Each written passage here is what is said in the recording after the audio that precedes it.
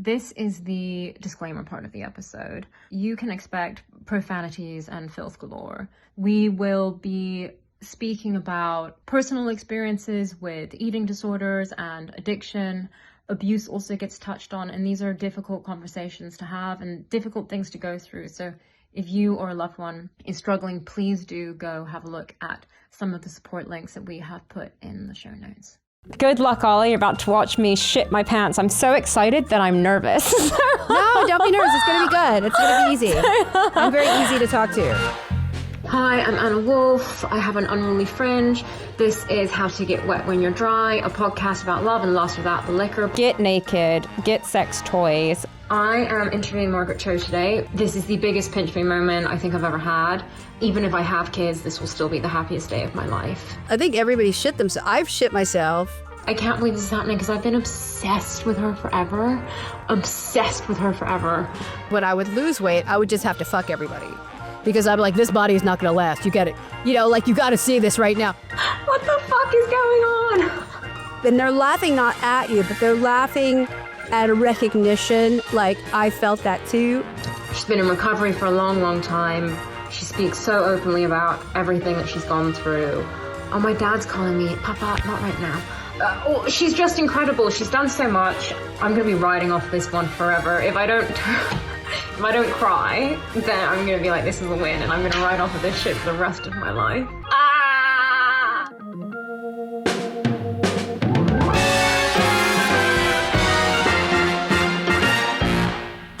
Okay, right, here we go. So if you haven't heard of Margaret Cho, I don't want to know you. But Margaret is a stand-up comedian, actress and musician who's written iconic tracks like Eat Shit and Die. That is a personal favorite of mine. I also, my favorite line from that is, I know how to make amends. I am going to fuck your friends. Yes. Very good. Very, very good. Inspirational. You've basically been publicly been carving the way for women in underrepresented groups since you were 14 and won a comedy contest to open for Jerry Seinfeld. Mm-hmm. That's outrageous. Like, at that point, I was like humping pillows to Green Day. So that's exceptional. Since then, she starred in the groundbreaking sitcom All-American Girl, Not Without Its Challenges, The Cho Show. You brought Kim Jong-il to life in 30 Rock, had a one-woman show on Broadway, hosted the True Colors tour with Cyndi Lauper, starred in Drop Dead Diva, delivered smash hits and comedy tours galore, earned multiple Grammy and Emmy nominations and awards. There's way too much for me to fit in here, but the gist of it is that you are the absolute tits. That's your flattered intro. How do you feel? I'm very flattered. Thank you.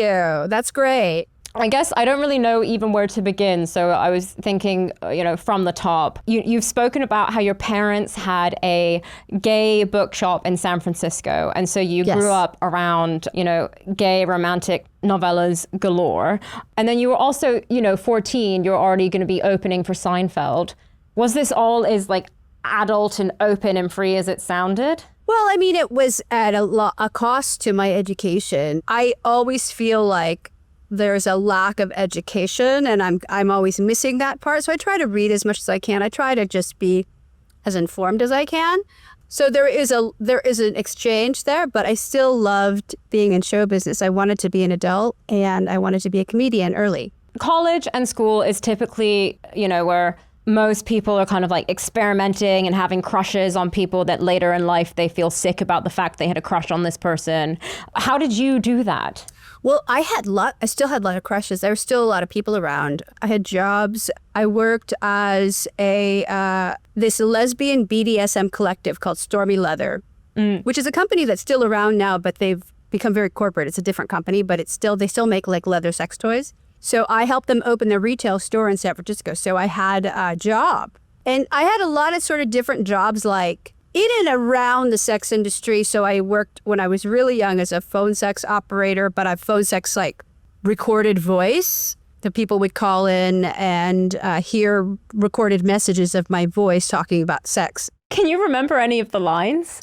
It was called, one of the things was called Hot Girls USA, and they would call in and listen to very simple structured sentences, which was smut for people who were learning English. Great. And it was it was really simple, but it was a way to make money and not have to worry about, oh, if I get an audition for something, I can go do it. Or if I get a comedy gig, I can just like leave and come back. You know, it allowed me the freedom to do that. So I did the phone sex job, the leather dildo shop, and then I was also working at a toy store called FAO Schwartz as their Raggedy Ann doll. So I would dress up as the doll. I was a fursuiter, so I wore the Hello Kitty sometimes. So I had jobs, and then being around all of this array of people, I had many crushes in and out, lots of relationships in and out of fursuit and all. You have range. Yeah, I can do it all. You have range. I love that. Good for you. Versatile. So, I mean, you speak about this all pretty openly, so I hope you don't mind me asking, you know, right off the bat, but like drink came in for me, I'd say probably properly around age 16. And the food stuff at the same time, but I just didn't realize. In this whole, you have all of these different things going on. When did it sort of like show up in the picture for you? Well, I'd always had a food issue. I'd always had, you know, like this obsession with eating. And I was always heavier than other kids. I was always being restricted from taking too much. And so going to alcohol and drugs was something that actually alleviated eating, because it was something else I could put in my stomach. Like it was something else I could consume.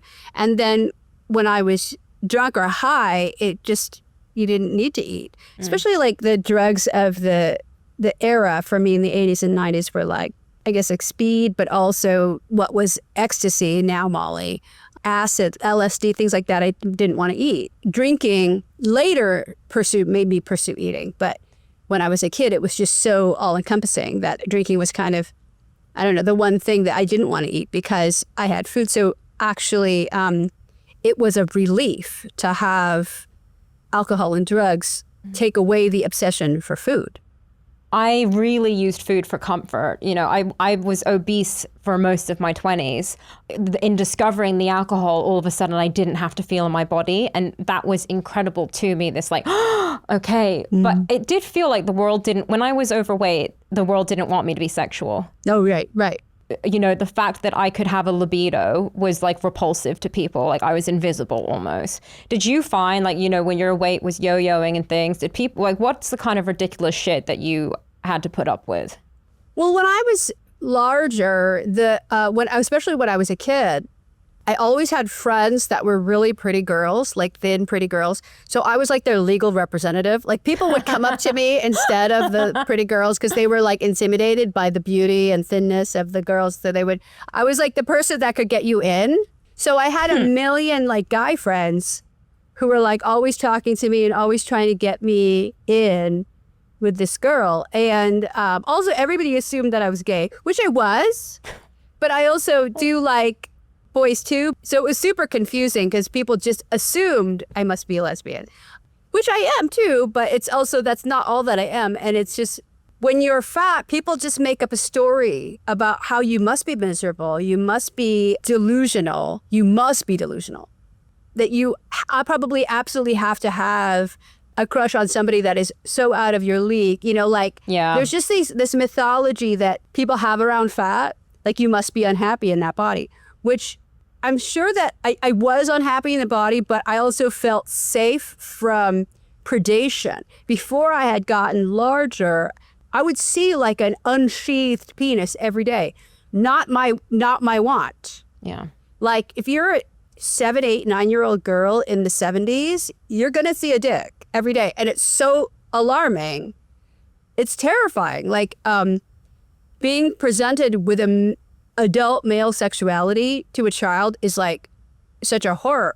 So I noticed that when I was fat, that happened less. It didn't completely go away. There's a lot of predators for fat children. Yeah. As well, because they know that that's the isolated one. But yeah, there was a period when I was like 7, 8 years old, I would see a dick every day. It's so scary. It's firstly, it's horrible. And of course, unsurprisingly, and like, you know, sadly, I really relate to that, right? Like I noticed that when I, you know, started to put the weight on, which by the way, I think if the world didn't have an issue with fat, I think I would have felt good in my body. So I don't necessarily, but I did notice that the predatorial behavior stopped happening.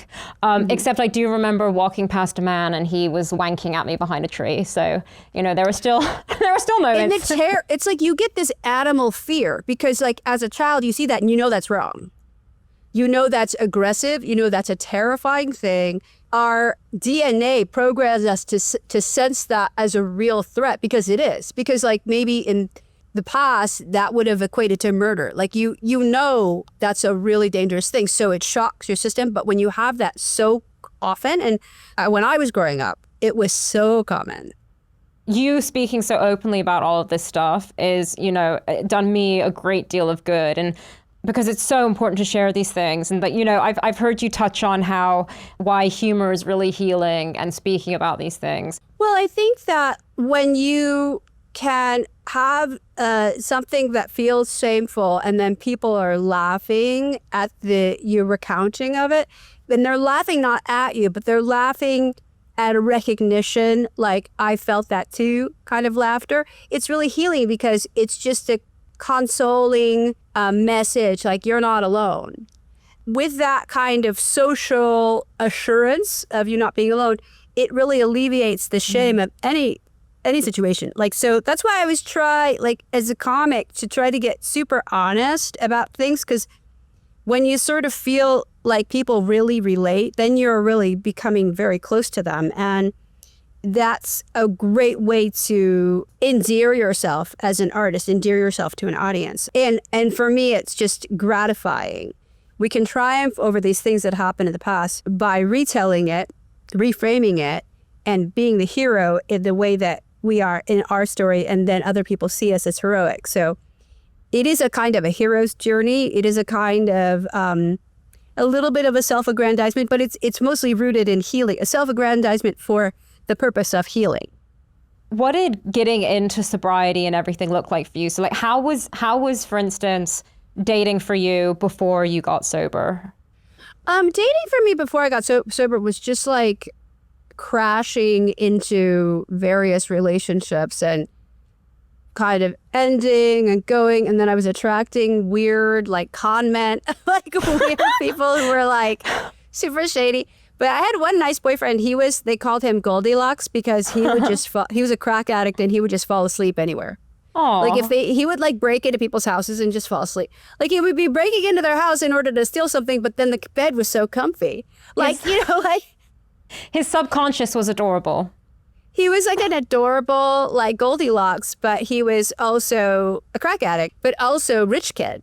Like he was like wealthy, so he didn't really need to do any of these desperate things, but because his family had kind of cut him off and made him, need to do crimes. But he and I would like run around Hollywood like just mad, and he was the first person that introduced me to recovery. So he brought me to a place and I got it. But this is in the 90s and I really got it. Like I really got it. And he actually moved to New York. He's actually a dad now. He's totally recovered. Like he didn't even really need recovery. Sometimes people will snap out of really crazy addiction. That's a weird thing to me when you don't need assistance. But for me, I did really groove to it, but it didn't last. So I stayed in that recovery for like 7 years throughout the 90s and early 2000s. But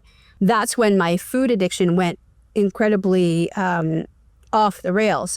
There's a Netflix documentary about my work and it's called Outstanding. And I'm every different weight I'm 95 to 200 pounds.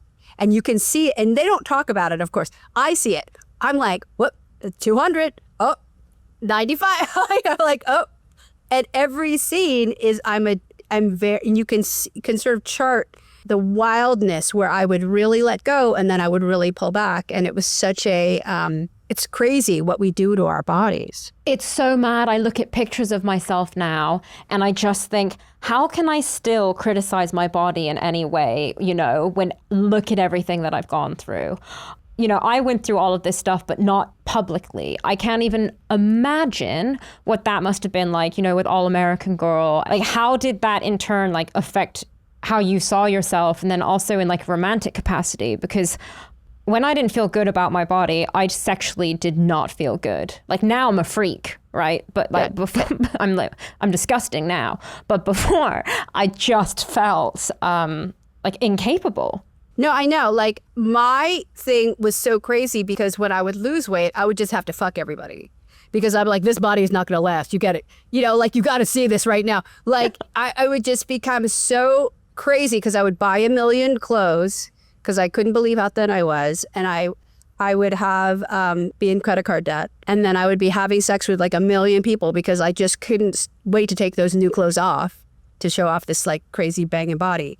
And then when I gained weight, I had like 2 shirts and like 1 pair of pants. And I just was like in this punishment cycle of like, if I'm larger, I don't deserve sex. I don't deserve nice clothes. I don't deserve, like, it was really sickening.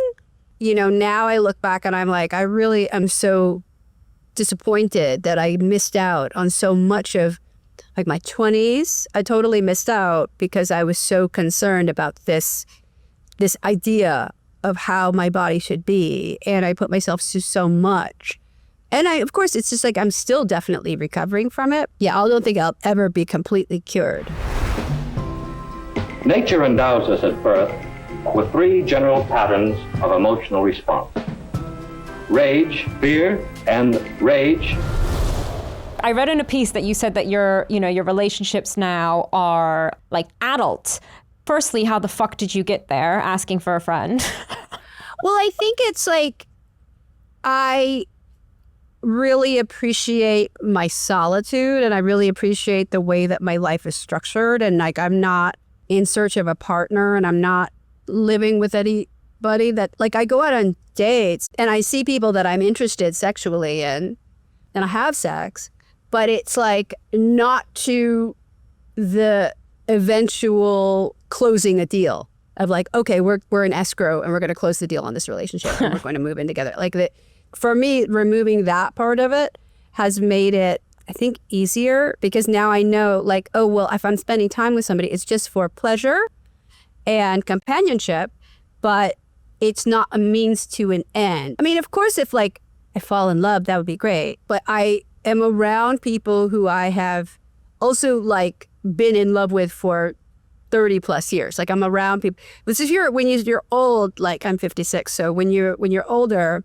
you go through the divorce cycle. So people that were not available for like 20 years that become suddenly on the market. So I'm seeing them around, and it's kind of a great feeling. Also, by the time the people are in their 50s, everybody's ethically non-monogamous. Fantastic. It really is. It's kind of like everybody's like, what, fuck it. Like, nobody cares anymore. So later in life, for me, romance and sexuality has been kind of monastic, because there's no like coupling that's going to happen. And I go home or if they leave, or, it's just like my house is mine, but still pretty good. I love that. It just makes me so happy, because I mean, I've touched on this before, but it's just so nice.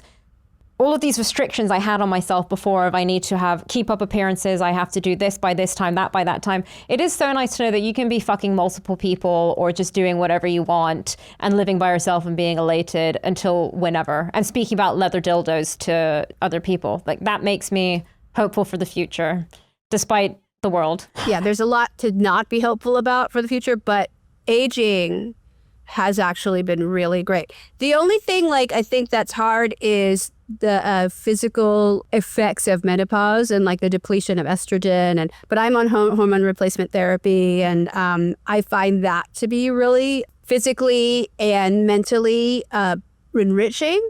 But your hormones are the things that drive you to like have a partner and nest, and also want to remain on a schedule. Like a schedule of like, I got to have kids by this point. I have to have a partner by this point. Like, I have to be settled by this point. And then you're actually utilizing hormones by choice to improve how your body feels. It's a game changer. So I really am very grateful for that. I'm on hormone stuff now and I'm 30. Like, they are fucking insane. The second I got sober, all of a sudden my ovaries were World War IIIing me. But when I was drinking, I thought that I wanted kids because I really wanted to keep up appearances. And now, I mean, I love children. I always preface it with that so people don't think I'm a serial killer. And I feel like I have to. But I just don't want them now. I just don't. Is there anything that you thought you wanted, romantically speaking or sexually speaking, when you were still drinking versus now? Well, I think that children is something like I just don't have that desire to have them. And when I was drinking, I knew that I was way too irresponsible. Like, I just didn't want that, like, having to be responsible for another person. You know, that was really scary to me. And now I am really grateful that I don't have to share my life with somebody that could possibly ruin my life. I think children are the people that will ruin your life because they have a hold on you, that the claim on you that nobody else does. You unconditional love. Yeah, you love them. You can't stop, and it's actually terrifying to me. So I don't want to love anybody that much. So that's my issue. It's not an issue. I completely have the same thing. I don't know how people do it. I would always be stressed and resentful, which is, I don't know, or it would be too much for me. I would not have wanted to be parenting me. Would you have wanted to be parenting you out of curiosity? No. And I think that, like, I feel bad for my parents because I really put them through a lot. And they're actually super cool. Like, they're actually great, really progressive, really loving, really fun people, and they're still great. But it's like they really went through it with me, and I just wouldn't. I would hate to like have like a kid like who had problems, who had the kind of addiction issues that I had. I would be so scared to even go to bed at night. Like I would be just terrified for them. It would be too much for me, I think. Fucking yeah, me too. I would. I know I was a waking nightmare, and I think if I ever make money, I definitely owe my parents a holiday. Okay, I'm so sorry, but I have to come back to this because I've been thinking about it. You said you dated con men. I just need one example. If you're willing to give it, I'm so desperate for it. So there was a guy that was like, I actually met him in Edinburgh, and he was like not cute and not particularly interesting, but I just was like drinking and bored, and we went out, and he actually would do this thing where he would pay for my taxi home every night, like the black minicab. So it was like a lot of money, and I was like, that's kind of nice. And so he did that for like the whole time I was there, which is like a month when we do that show in Edinburgh. And then he came back to the United States. He actually lived in LA anyway. And so we were dating, and then 9/11 happened and he was gone. And it was weird. Like, I couldn't contact him. And I was like, what the fuck that's super weird. And then a day or two later, this woman called from a, I don't know, number. And she called and she goes, who is this? And I was like, who's this? And she goes, well, why do you know his name? She said his name. Mm-hmm. I go, that's my boyfriend. And she goes, no, actually, that's my boyfriend. And I'm like, what? And it was so crazy. And he convinced me that she was a stalker and that I don't know, like it was just one of those weird things where he just totally would just talking, convinced me that, she was after him and, it was this unfortunate thing. Never explained why he was gone for 9/11. It was all very weird. I just had all these like doubts of whether to believe him or not really sure. We finally broke up, and then I started dating a man who would become my first husband.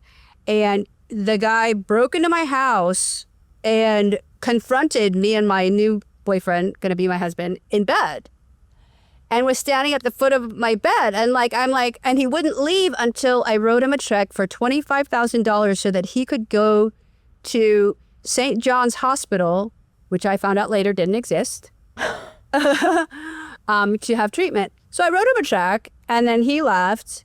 And then I called my the bank manager to cancel the check as soon as he left. Oh, good for you. Fuck yes. Yeah, it was really like this scary thing. I mean, there's a lot to the story. Like, he will contact me on social media now and again.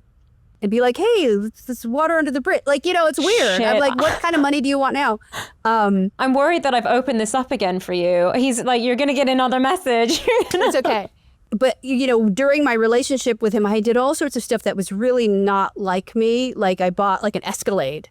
Like, that's super weird. Like, just super weird, like Y2K money shit. That's like, I wouldn't have spent any of that. Yeah, so that's kind of typical of the person I would be in a relationship with. Not my husband was a good guy, poor guy. But within the mix, he was like the one nice guy within there. But when I was drinking and using drugs, a lot of the relationships are just like so weird and bad. It's funny because I've only had one shitty boyfriend because my thing was I would find the nicest guys and ruin their lives.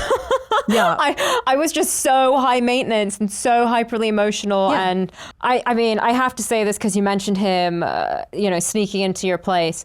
And she won't mind. I've asked her if I'm allowed to share the story. But a girlfriend of mine, when she was drunk, a guy broke up with her. And so they had an Alsatian. And so she climbed through the dog flap drunk when he was sleeping and got into bed next to him, thinking that he would then want to go be back with her. So have you ever been dog flap girl minus, the dog flap? I don't think I could fit, even if it was an Alsatian. Like, it would probably have to be like a Great Dane. Like, I think we would need to go a Bernese Mountain Dog, maybe. I don't know. I have not done that level. Like, of course, I've wanted to. 'Cause I hate when they don't really, like, fall in love with me. So I just go crazy. Like, but I have some restraint. Usually I would just get so drunk or high, I would just like knock myself out. Yeah. Before doing anything like that. Like I would like sedate myself so that I wouldn't do that. Because I'm like so capable of that kind of behavior. And I applaud it. I think it's great. I think it's great in women. I don't think it's so great in men. No. But I think it's great in women. I think it's women hilarious should do in want. women. It's so funny. Because we're not going to kill you, No. It's like you're defanged. It's like very much like the poison has been removed. So it's a little bit like the devenoming of it. I'm so sick because I do love feeling that way about someone, is I so rarely do. Yeah. Every now and again, there will be that person that gets to you. And it's usually because you don't get to them. So you're like, how can I make this person fall in love and what can I do? And it's keeping Etsy witches in business.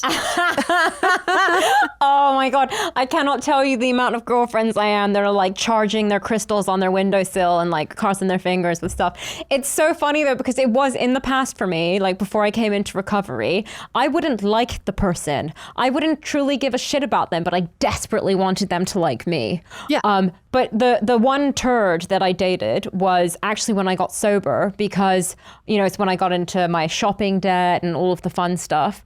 So I was dating this guy and he had an addictive personality, shall we say. And, I'm going to just put it out there. When I had my food stuff, I was addicted to shitting. I loved to shit because I just wanted to be, but this guy was also addicted to shitting. And when we broke up, there was a small part of me that wanted to send him a lifetime supply of nappies, diapers, so that every single week a new thing of diapers would show up at his house and he'd just have to deal with that for the rest of his life. That's great. That's great. I didn't do it though. Well, I mean, but the desire is a really great thing. I mean, that's a great way to cope with it. Like, it's so fun. I think that's a wonderful, wonderful thing. Thank you. I appreciate it. If 10 adult babies cry in the woods and they don't make a sound, does anybody hear them? There was my relationships, my dating, everything made absolutely zero sense, or I couldn't remember it, or I didn't want to remember it. When I got sober, I would be going on dates with people and they would ask me about my relationship history, and I just would be like, if I tell you this is over. Did you have that? Or, I mean, your comedy and everything, do you think people make assumptions about you, or? I think people do, but nowadays, people we don't really get into it. Like, I don't want to, I mean, of course, I always get very suspicious too when somebody says all their exes are crazy. Yes. Because then I'm like, there's something missing there. I really do take accountability of all the people that I've been with because they really just showed what was happening in my life and how bad off I was. Also, you can get tricked. Like when I first got sober, like really sober, like right now I have 9 years of total sobriety, which is great. Thank you. But like the beginning of that, I got in a relationship with somebody who was also sober and very big in the sober community, and had like a decade or so sober and was very much like kind of a star within these circles. And he was the biggest asshole. This is what I did. Sorry, please keep going. I screamed at I'm you just because saying, I'm like, ah! Just because they proclaim to be in recovery doesn't necessarily mean they are. Sometimes also we're just more self-aware, right? But that doesn't mean that I'm not being a dick. I like to say that I really am significant, like a different person practically now. But do you ever, you said the adult relationships thing. Do you ever just have days where you're like, I'm not going to be recovery about this. Let's just be fucking toxic. Yeah, totally. Like, let's do this the wrong way. Yes. Let's do this in an inappropriate and do this totally wrong. And that's okay too, because now that means it's a choice rather than just a consequence. There's a difference. Like if I choose to do something toxic, that's really on me. And then it's kind of fine because I can handle, I've been through it. So I know I could indulge in that. But when it's just a consequence of what you've been doing, it's not so appealing. And there's like a fun naughtiness for me at least, in doing something that I know is bad now because I'm fully aware and I know that I'm going to make it right after. So it's kind of just like, let's fucking do it. Well, we know now that we will pay for it somewhere. Like we'll pay for it in like guilt. We'll pay for it in weird STD. Like we'll pay for it chlamydia, in like guilt. or even just like a urinary tract infection. Like you'll pay for it like in some weird way that you don't necessarily expect, but you can handle it. It's not the same as just falling into something because you're just fucked up. UTIs and thrush for me are like evidence that God hates women, though. I do just want to say that. For me, that is something I just, before drinking, after drinking, it's still, horrible. Or that he loves us and he wants us to know how precious and valuable our vaginas are, and he doesn't want us to fuck around with them. Good framing. Because like whenever I've gotten like a BV, like a really bad bacterial vaginosis, it's become from an asshole, from a shitty dude. This is a thing, yeah. So you're very anti-shame. You speak really openly about everything. I've said that about a million fucking times. But I personally don't believe anybody who hasn't, pissed themselves in a bad spot or done this or done that. Is there something that you have done in active addiction that you think everybody has actually done and just does not admit to? Well, everybody's like pissed themselves. I think everybody shit themselves. I've shit myself. I've pissed myself. I have eaten whole pills that I threw up in the toilet and then ate them again. I binge ate and then I shat myself on the staircase of my apartment when I thought my neighbors were coming. So yeah. I think we've all done stuff that's just like, why did you do, but you don't necessarily hear about it. Why did you do that? Why did you do them? I've probably been the, oh my gosh, why did I do her girl at some point, So what comes around definitely goes around.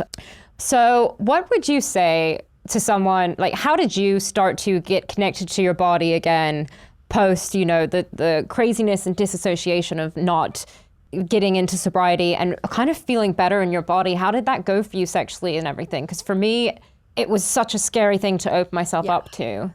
It's tough. It's tough because one of the things that alcohol and drugs made sex easily accessible to my like scared body. So it would take away like fear around touch and fear around response and like fear around penetration. So I think for me, it was a really like gradual kind of allowing things to happen, allowing sex to just become a part of everyday life, allowing sensuality and sexuality not to be this weird, secret, special thing that only happened in the dark in the bed. Like, then it sort of became, let's just turn on my senses all the time. Yeah. And to be open to just what like things feel like, not necessarily in a sexual context, but just to turn on what sensation is. Then to gonna be aware of it. Also what's helped is hormones too. That kind of ignites the senses in a way that makes you available to sexual desire. And also not being pressured to do it, like not being pressured into it and not feeling like, oh, I gotta, get this person to like me. So I need to be super sexy in order to show them that I'm worthy of being with. So if I'm sexually interested in somebody, I just allow the quietness of being with them to slowly let it happen. For me, it was easy. Like, I love a vintage porn, like 70s porn moment. So like getting to watch like real like classy 70s, like softcore kind of chic, where there's like cool clothes and lots of pubes. Yes. Bush, heavy bush. Snap. And, just watching it like it's a regular movie and then talking about it and not needing for it to go any further, and then usually like the energy around something like that can pull you to, like, I have a collection of old erotic magazines, so we can like look through that like it's a historical artifact and really go through it, as a together thing. And it's not the pressure of, no, we're historians. Like, it's very fun to just take, my interest in aesthetics, like I love lingerie, I love the aesthetics of sexuality through history. So bringing in that interest and pairing it with a calm allowance of my body to be alive. And then being in the presence of somebody that I am attracted to. Those things in conjunction, it's pretty magic. And then sex toys. You gotta have sex toys. Oh yeah, look, I have a whole bag. Sorry, I said that. So I have a whole. My partner hasn't seen the bag yet. I don't know if I'm going to show him because I don't want him to be too intimidated. So I know that you did a whole sort of like burlesque show. Was that really, because I found I had to do a photo shoot, which normally staring at myself after a certain amount of time, I'm like, but there was a lot of power in just, I don't know, being like sexy, but like in also kind of ironic way and everything. And it just really, it felt good. How was it for you doing, after everything you've been through, a burlesque show? It felt great. Like I love burlesque. I love watching it.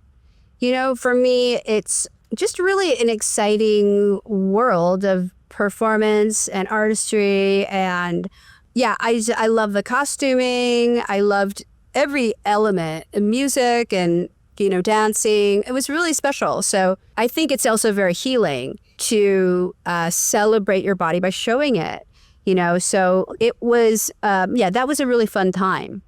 Sadly, we're almost done. But basically, if I am going to like summarize the lessons I have taken from you, it is like, okay, always going to be, like a recovery process. Get naked, get sex toys. There's so much that's inspirational, and I can't believe that those are the only ones that off the top of my head I am listing. What in the fresh fuck, Anna? Well, basically, I just have one final question for you that I ask everybody that comes on. How do you get wet when you're dry? Warm it up. Warm it up. Like, it's also a state of mind. It's not necessarily about actual moisture. It's about being malleable to what's happening, being the enjoyer for once. Like, let's actually be the one experiencing the pleasure as opposed to giving the pleasure, which is women are always doing. Like, let's actually turn around and enjoy it or find what is enjoyable about it. And that is my favorite way. Oh no, I love that so much because it's so true. Sex used to be so theatrical for me, and now it's like, I'm fucking you. Yeah. And I have loved speaking to you. Thank you so much again for coming on. I'm going to be riding off of this moment for the rest of my fucking existence, by the way. Oh, you're so beautiful. Well, thank you. I really enjoyed it too. What a wonderful time. Thank you. Thank you. Well, have a lovely day, and and bye-bye. Bye. Bye. I just spoke to Margaret fucking Cho. Okay, gonna come back down to the reality. Thank you for listening to the podcast. You can get this podcast where you get your other podcasts. We will see you again next time. Subscribe. Less autistic.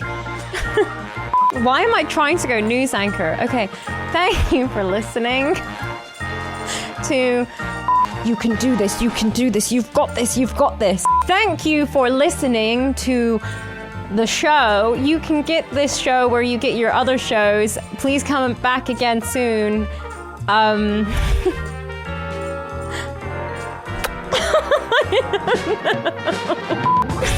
Stop now.